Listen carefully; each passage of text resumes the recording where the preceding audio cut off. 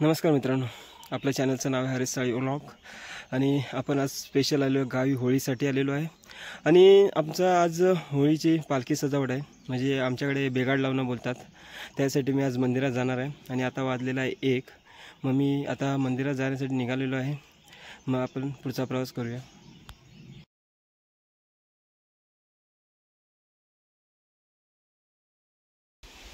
मित्रांनो, मंदिराकडे जाताना रस्त्यामध्ये ह्या सुपारीच्या बाग लागते पूर्ण।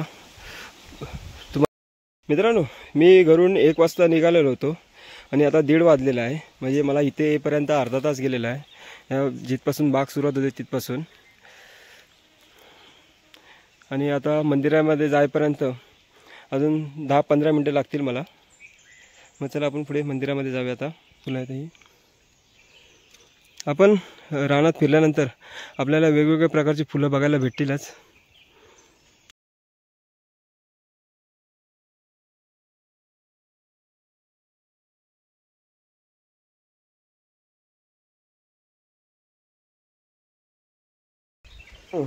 मी मंदिरात जाण्यासाठी एकटाच होतो, त्याच्यामुळे मी एका ठिकाणी झाडाखाली बसलो होतो।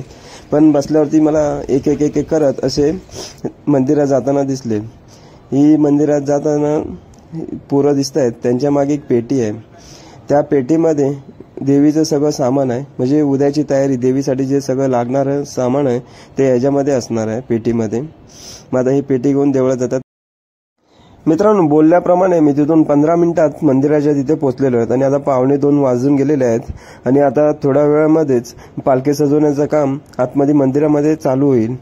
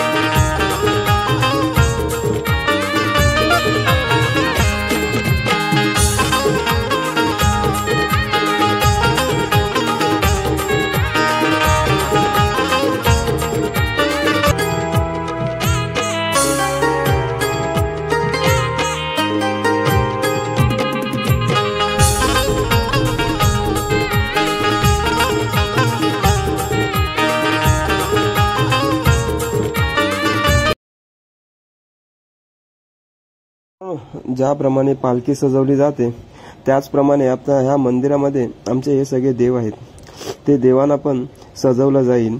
बघा, अशा प्रकारे जे पालखीला पेपर वापरलं तोच पेपर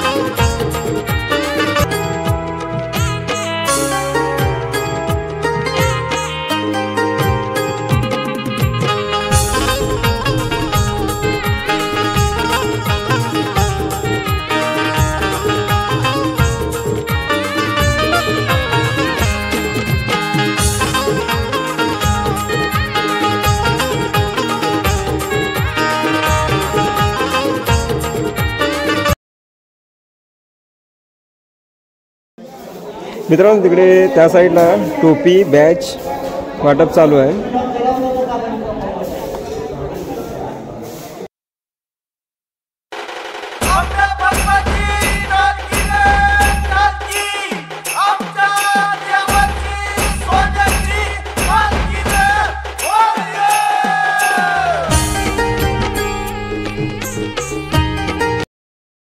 मित्रांनो, मस्त सुखद वातावरणामध्ये आता घरी चाललेलो आहे. आता 5:45 वाजले, मला घरी जाईपर्यंत 6 वाजतील. मस्त गार गार हवा, आहा, हवेचा आनंद घेत घरी जातो मस्तपैकी. मित्रांनो, आता पालखी पूर्ण सजलेली आहे आणि आता आपण घरी चाललेलो आहोत. आणि आता उद्या सकाळी म्हणजे रात्री 12 वाजेपर्यंत आपण घरातून निघणार आहोत. मग आता आपण घरी जाऊया, आराम करूया आणि आपण आता भेटूया उद्या सकाळी.